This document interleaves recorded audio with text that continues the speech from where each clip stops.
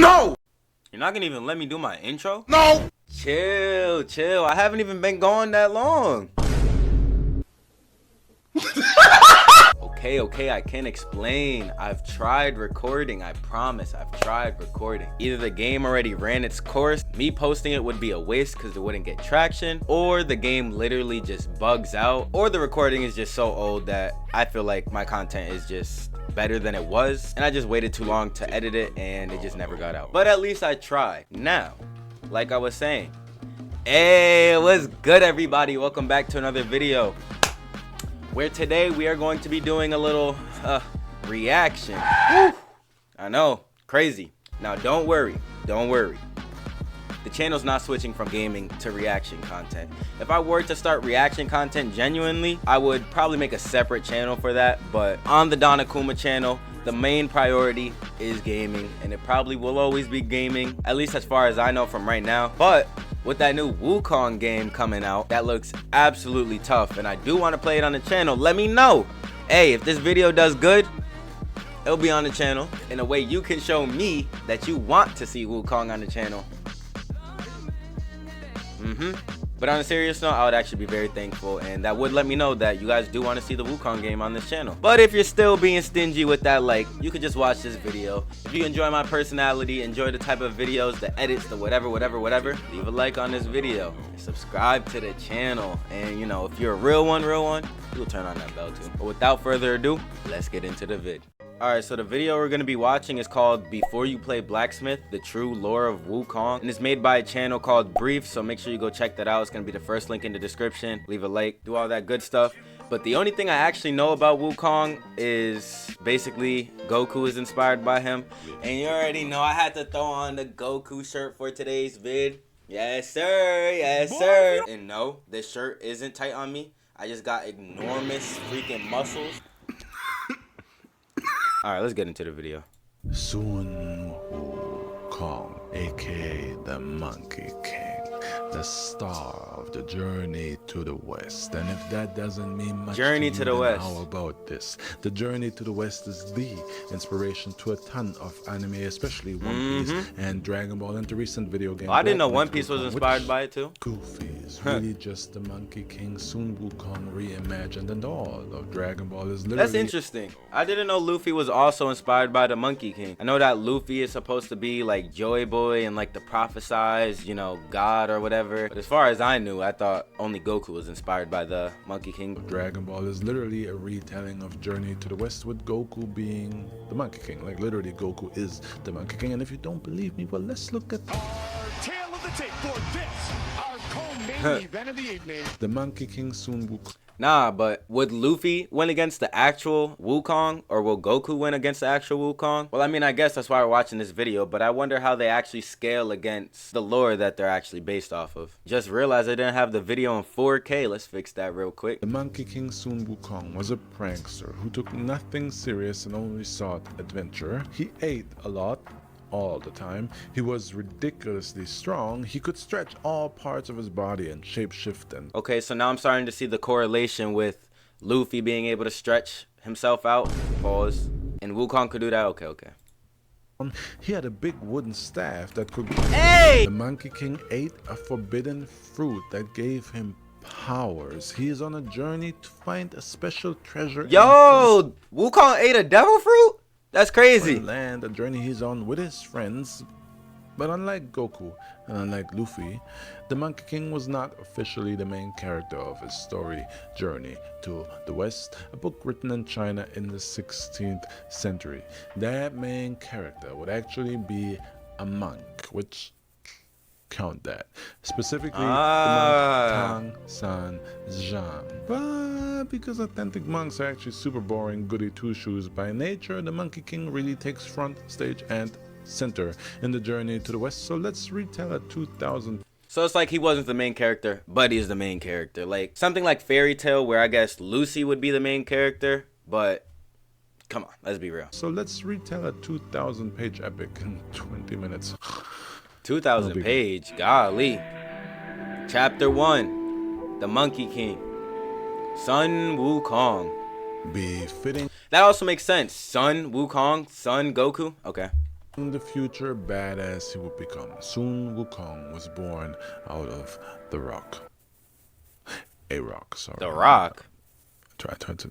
Specifically, he was born out of a rock on an island inhabited by monkeys and dragons and all kinds of other cool animals. And I'd like to point out that the whole Dragons. born out of a rock narrative definitely inspired Avatar: The Last Airbender, as well as Goku living on Earth in a capsule, and Superman also for that matter. And the island with dragons is definitely being referenced in One Piece by Luffy. Dang, literally everything's inspired by Wukong. Bro's really like the father. You know how people say Dragon Ball is like the father of anime and all that? No, Wukong is the father of anime, superheroes, pretty much everything as far as I'm concerned. So for that matter. And the island with dragons is definitely being referenced in One Piece by Luffy being the son of dragon. So here Sun Wukong was on Monkey Island, and one day all the monkeys were like, hey, you see this? You see this massive dangerous waterfall? One of us should definitely jump through this massive dangerous waterfall. And the Monkey King was like, No risk, no fun. Das ist mein Motto. and he jumped through the massive dangerous waterfall, and because that was so badass, and mostly because they're Daredevil. all simple monkeys, this was reason enough to name Sun Wukong their king. My sword is yours. Because he jumped through a waterfall? Victory and But Sun Wukong wasn't really cut out for the boring life of a king, and he got so bored with the boring life of a king that he started contemplating his death. If you ever had a boring office job, I'm sure you can relate to this. In that time, the idea of his mortality terrified Sun Wukong so much that he decided seeking immortality was now immediately more important than being king, and conveniently there was an immortality teacher not too far from Monkey Island, and the dude taught Sun Wukong how to not die ever. Dang, bruh. Imagine everybody looking up to you like, yo, you're really him. You're the GOAT. And you're like, this is still boring. There we go. Now it's more of a reaction and less half the screen be in my face. Because the Monkey King booked the advanced class, he was also taught how to shapeshift into 72 different animals. 72. So now that he was a badass immortal shapeshifter, Sun Wukong needed a Beast Boy. Inspired by Wukong. Interesting. new powers, and thus he traveled to see the Dragon King at the depths of the ocean, and he told him, I'm going to need a gun. I thought you'd never ask. but rather than sampling the Dragon King's Those dragons remind me of like the twin dragons from Avatar, the red and blue one that taught them the mastering how to, if you know Avatar, you know what I'm trying to say. It helped them like master firebending or something like that when Aang and Zuko went there. weapon, Sun Wukong was immediately fixated on this massive staff for reason. Hey, yo! And the Dragon King told him that this staff is in fact a pillar that in fact is a magical pillar that can shrink The power pole. and grow in size and The power pole. weighs 9 tons. And the Monkey King said, no problem, I already have one of those. I carry it around with me every day. So Sun Wukong claimed the staff as his personal weapon, and then told the Dragon King that he also needs some badass threats to go with his badass new weapon and his badass powers of immortality, because he can't just be running around naked with 2 massive heavy staffs. Actually, I think the plural of staffs is staves, and I'm embarrassed that I made a PP joke while messing up English grammar. And King said he didn't have any that showed this video in class, but why are you showing this video in class? And because the Dragon King said he didn't have any cool threats for Sun Wukong just stole a magic code and left. Problem was, you can't just go and steal from the mighty Dragon King, who was kind of a mighty Karen also. So the mighty Dragon Karen went to higher up gods to That's not being a Karen.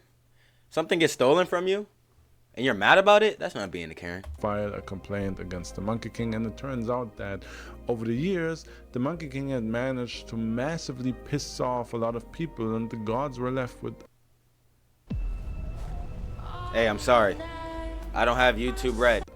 ton of complaints, so many that they had to now do something about Sun Wukong, and what they chose to do was to kill him. But don't forget the massive Kardashian-sized butt lurking around the corner here. Our guy Sun Wukong was already immortal, so whatever the gods tried to end him with, he survived it all. Lightning, fire, disintegration, nothing worked, and even when they sent Dang, bro's armies to kill Wolverine. him, the monkey Yo, I seen that Deadpool Wolverine movie. It was tough. It was tough. Fire, disintegration, nothing worked, and even when they sent armies to kill him, the Monkey King just beat them all up with his massive staff. And when the going really got tough, he also used the weapon he stole from the Dragon King. So then the gods pulled a 2010 LeBron James on the Monkey King. If we can't defeat him, we'll team up with him. So they promoted Dang. Wukong to be in charge of You a can't beat him, divine join him. duty to watch over a heavenly garden filled with sacred peaches that grant immortality. And the Monkey King was like, never hurts to have more than one source. Bro was of hungry. immortality, right? So the Monkey King ate all the peaches, and then, while already in heaven, and Ate all the high on devil immortality, Sun Wukong also crashed a heavenly banquet where he stole a wine of immortality and drank that wine to truly become. Yo. Shout out to Invincible. I need to get on that. I haven't even watched Invincible. But that's another one that checks out. Bond from Seven Deadly Sins going up to drink the little cup of immortality. Except for Wukong didn't fall in love with a literal girl. I don't care if she was a fairy and 1,000 years old. Weird. Now the gods, all of heaven, had enough. Sun Wukong had to be stopped. But with this triple immortality thing going on, they only knew of one guy powerful enough to get the job done. Dang. Buddha. So Buddha? approached the Monkey King. Dang. Only one that can stop this dude is Buddha. But he had immortality stacked 3 times. Does it even stack? Or is that just immortality? I don't think him having immortality 3 times really does anything. Unless it's a different type of immortality. Because there's like immortality, but you can still die from age. Then there's like immortality where if every single bit of you is disintegrated. Then there's immortality like Bond or Wolverine or Deadpool where you could get limbs and stuff chopped off, but you'll still like regrow them. Or there could be something like Wolverine where there's something that can turn off that regen. Or there's immortality where literally there's just nothing that can kill you. So Buddha approached the Monkey King with a challenge, a game, if you will. He said, hey, listen, Sun Wukong, is it? I heard you have a massive staff and can jump. Challenge you to jump into my palm and leave it. That's what he told him. I challenge you to jump into my palm and leave it. And because Sun Wukong had the brittle ego of a grown man who constantly makes penis jokes, he couldn't turn down a challenge. And without thinking twice, he jumped into Buddha's palm. And then the Monkey King jumped off the palm with the mightiest of jumps, so high that he ended up in what seemed to be even beyond the heavens, a place where he saw 5 sacred pillars that appeared to be so important that he just had to leave his mark on one of them by tagging it. Then the Monkey King landed back in Buddha's palm and proudly told him that he not only left his palm, but that he did, in fact, jump so high that he reached a secret realm beyond the heavens. But when Buddha opened his palm, the Monkey King saw his own tag on Buddha's middle finger. It turns out that Sun Wukong never left the palm of Almighty Buddha, and so, as the winner of the challenge, Buddha closed his palm to trap the Monkey King and then sealed him under a mountain for 500 years, condemning Sun Wukong to reflect on his deeds and think. That's bro's weakness. He's too cocky. It's gonna be so easy to like just trick him into doing something stupid. To reflect on his deeds and think about how to be better. And Buddha told him that in 500 years' time, there will come a monk who will lift Buddha's magical seal from the mountain and free the then hopefully reformed Monkey King. And that monk shall be Chapter 2. The Monk.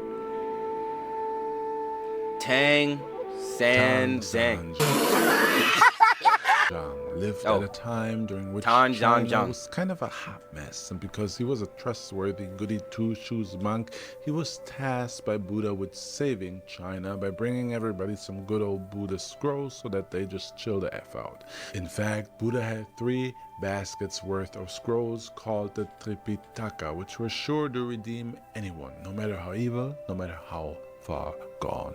Problem was that those scrolls had to be picked up from Buddha himself, who was currently doing his enlightenment thing all the way over in India, which meant that Tang San Zhang had to, wait for it, Journey to the West. Because Tang Sanjang is a super boring main character and the Journey to the West can't go 5 minutes without the Monkey King, the monk immediately came across the mountain that Sun Wukong had been trapped under for the past 5 centuries. There's a golden seal over here on that mountain, that Buddha sign says do not peel off for 500 years. And hear me out on this. It might seem like a lie, but it's actually been 500 years exactly. Peel it off, please. So Tang Sanjang freed Sun Wukong, and as a thank you, the Monkey King said he would accompany him on his journey to the West because he's a good, reformed, helpful tag Monkey along King. Krillin. And as a thank you for his help, Tang Sanjang then placed a pretty tiara on Sun Wukong's head so that he feels like a cute special princess, except it wasn't a tiara. It was a magical golden headband designed by Buddha himself and given to the monk, who all along knew exactly who this Monkey King was and now had just placed a headband on him that with a magical incantation completely fooled him. Size to cause agonizing pain to whoever wears it, headaches so strenuous that it will render even an immortal immobile. So basically, the Monkey King joining Tang's... Yo, I hate headaches. Sanjang on the journey was the Chinese monk making the Monkey King do forced labor. Before Tang Sanjang met the Monkey King, he actually initially set off on his journey with an entourage of monks that were supposed to complete the journey under his leadership. But literally right out of the gates, all of the monks got kidnapped by demons and were all killed. Not just killed, eaten, actually, because demons at the time commonly believed that eating monks would make them immortal. Tang Sanjang was of course not eaten. He escaped the monk feast on his white horse and then he ran to the Monkey King. Enter a fancy golden tiara that induces forced labor, and here we are. The monk peels Buddha's seal off the mountain and the Monkey King busts out of his captivity like me on December 1st. Also, you should know that since this journey was to retrieve Buddhist scrolls known as the Tripitaka, from this point on the monk started to call himself Tripitaka. So Tang Sanjang is now Tripitaka. And from here on out, the Monkey King served as Tripitaka's bodyguard, and at literally the next group of demons that tried to taste some monk meat, Sun Wukong proved his... Nah, me personally, I'm not protecting the monk. I'm sorry. You fooled me into wearing this headband that just made me a slave? Stuck on this mountain when I don't want to be stuck on this mountain? I got my freedom, I'm living free. I'm not protecting nobody. I'm sorry. Next group of demons that tried to taste some monk meat, Sun Wukong proved his worth because the Monkey King was all like... Of course, no epic anime-like journey is complete without your typical foe-turned-friend companions, and the journey to the West has 3 of them. First, Sun Wukong and the monk fight a giant dragon that eats their horse, but after the Monkey King defeats the dragon decides to join the duo, and to make up for the lost horse, the dragon itself transforms into a white horse so that the guys can ride him. Pause, bro. At this point, I should also mention that Sun Wukong has a flying cloud that he comfortably rides on. And Yo, flying really Nimbus! At any point, he could just fly to the west to get the scrolls on this cloud, but let's fly past that plot hole. Next, the new trio ran into a pig demon that terrorized the village by stealing and eating all their women, and a river demon with a hard-on for just straight up killing people. But remember the setting here. They are on their way to collect scrolls that specifically can redeem anyone, even the most evil. So in the spirit of Buddhism, the Monkey King beats up the pig demon and beats up the river demon, but after the whooping, they are reformed and get cute names like Pigsy and Sandy. Yo, that's literally Goku. He's there for the fight and he'll beat you up and I'll be like, yo, I'll give you a second chance, come join my side. But like Vegeta and Broly are like the only 2 that actually take that advice, and not even Z Broly. Z Broly was just a menace. And join and complete the happy pro Buddha gang. From here on out, the journey to the West is literally a 16th century anime, and I couldn't mean this more. literally. The main theme is that every major mountain or river they need to cross, or every village they pass through, either they need to help someone or defeat someone, or help someone by defeating someone to get to the next stop of the journey. And most of the time the someone they need to defeat is a demon that kidnaps Tripitaka, because remember, every demon wants to eat his holy meat. And because the gang has a walking nuke with them in the Monkey King, the story constantly finds a way to conveniently incapacitate Sun Wukong for most of the arc, and the plot basically unwinds like this. Stop me if you've seen or heard this before. The support characters beat up the minor bad guys until the big baddie is too much to handle. The big bad guy proves to be too much for the support characters, and the actual main character makes it out of whatever kept him busy or incapacitated, and he saves the day. Every lengthy adventure story ever used this plot line at some point. In Journey to the West, Naruto with the 9-tailed fox, Goku, he had the Super Saiyan power locked behind him, then he had the God key locked behind him. Let's see, Luffy, the Gear 5th was locked behind, he didn't even know about it. Pretty much everything, like even newer animes to this day, JJK with Sukuna. Invented it, with Pigsy and Sandy constantly fighting the minor bad guys until Sun Wukong takes down the main boss. But the Journey to West is not all about fighting. In between the battles, there are some beautifully weird arcs with serious filler vibes, like Sun Wukong having an immortality contest with other immortals in which everyone proves their immortality by being beheaded, boiled, or having their heart removed, or the silly type of filler arcs like a tiger demon ripping off his skin and throwing it over a rock so that the gang fights the rock while the skinless tiger demon kidnaps Tripitaka, or the one where a giant chicken demon fights a scorpion demon over the right to kidnap and eat Tripitaka, or the one where the OG damsel in distress, Tripitaka, is kidnapped to be married, but then is kidnapped away from his kidnapper by a demon who so also basically a lot of Wukong has a lot of filler, and that's why all these anime shonen guys just do random stupid crap in between the main story. Would have known even filler is in the Wukong story, and that's what inspired all this filler today. Crazy. marry and then eat him. But my personal favorite filler arc in Journey to the West is what I like to call the pregnancy arc. The gang arrives in a village made up of entirely women who reproduce by drinking the water from a river that magically gets them pregnant.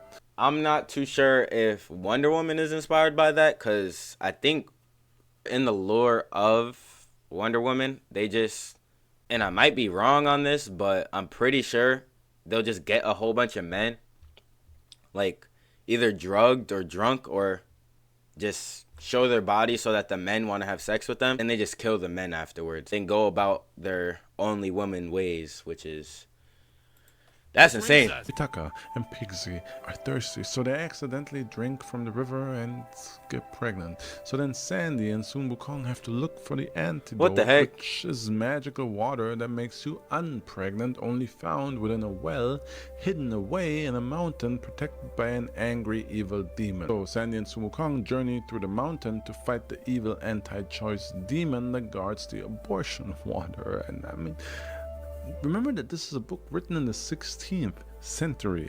Also, like every anime, the Journey to the West even has your typical the group falls apart arc, where they have to find back together. A spirit demon shapeshifts into a beautiful woman to kidnap Tripitaka, because again, every demon wants a piece of that monk meat. The demon's female form is so convincingly post-op that it fools everybody and Tripitaka, who willingly goes with the demon, which I don't bro, I don't think that's very monk-like, bro, but you know. Yeah, what the heck? Aren't monks just supposed to be like celibate and stuff and like live their life for Buddha, kind of like a nun?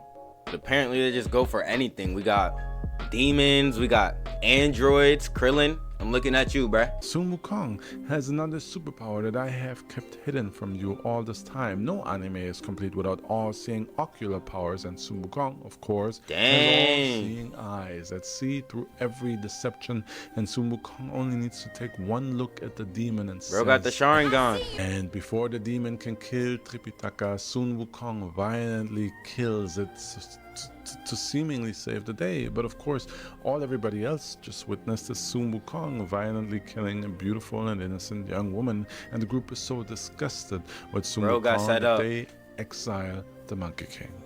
Betrayed by the friends he had traveled with for years, a heartbroken Sun Wukong returns home to Monkey Island, only to find that in his absence, his home, his kingdom, had been overrun, and all the monkeys had been enslaved by one of the many enemies Sun Wukong made in his days. And so, on some real Anakin thing, the Monkey King slays the invaders and lets out all the rage and pain of his friend's betrayal. I'd be crashing out too. Who dared to lay the finger on his Monkey Kingdom. Basically, whatever arc you know of epic TV or movies, Journey to the West did it first. It truly is an epic with a capital epic. Best Buddhism marketing campaign ever. And of course, this book is very much a Buddhism marketing campaign, and all this violence and all these arcs have a point, which is the group overcoming obstacles, overcoming their inner demons and fears, leaving their past behind, and letting go of any prejudice they might be holding on to, all on the path to inner peace, on their way to finally reaching Buddha at the end of their 15-year journey, enlightenment, to collect his holy Buddhist scriptures set to heal and reform all. And when they finally hold the scriptures in their hands at the end of the journey, the Buddhist scriptures are empty. Right, this is some bullshit. Because all you One Piece fans, you're gonna find out one day. I know I've been talking about One Piece this video, but truly, I'm not a real One Piece fan. I'm a fake One Piece fan. I'm a fraud. So to all you One Piece fans, when you find out that the One Piece is just the friends you made along the way, I feel bad for you. I know you heard him say that One Piece is inspired by Wukong, so. The journey was the goal. The journey was the true path to enlightenment. And of course, the rest of China, I rest my case. Who's still deep in the BS, didn't complete this journey, so they're not feeling particularly enlightened right about now, and still need that Buddhism in their lives. So Buddha's like, psych, and he does hand the group the original 3 baskets of Buddha scrolls, the Tripitaka, which the group then delivers to China, and for their journey they are rewarded with Buddhahood. Specifically, Sun Wukong and Tang Sanjiang achieve Buddhahood, while Sandy, Pigsy, and the Dragon Horse are honored with divine labor duties like cleansing altars, which sounds like a punishment to me, to be honest. But hey, yeah, I know what? We can't all have a happy ending unless you go to specific massage parlors. And on that note, I'd like to recommend. Hey, yo! Alright, that's the end of the video. I'm not gonna lie, I did not know how much anime and all that was inspired by Sun Wukong. I wonder if there's an author. Okay, it seems to be all these people, so shout out to each and every one of you. Created a lot of my favorite animes, a lot of everybody's favorite animes, to be honest. But yeah, like I said, my channel isn't switching to reaction content. The whole point of this video was to see if I wanted to get into the Wukong game, and I seen a little bit of gameplay. People are saying it's like Souls-like, but not really Souls-like. I want to see it for myself because it looks tough, I'm not gonna lie. So if you want to see it on the channel, you know what I'm saying, go leave a like on this video, subscribe if you messed with this video, or go check out some of my other videos and see if you want to subscribe yet, you know. Please. And I did actually make a video dedicated to Akira Toriyama. Rest in peace, Akira Toriyama, the creator of Dragon Ball. That's gonna be right in this corner, so make sure to go check that out. But yeah, like I said, leave a like, subscribe if you're new, and leave a comment of your favorite part of the video. And I'll see you guys in the next one. And the next one might be the Wukong game, I don't know. But alright guys, I'll see you in the next one. Later guys. Hey, hey. This is our chance, my son. She told me that I'm antisocial and she think that I don't talk enough. Sorry bitch, I don't get the chance, girl, you talk too much. I left all my old hoes in the past, I left them in the dust. Lately life been moving hella fast, feel like I'm in a rush. She told me that I'm antisocial and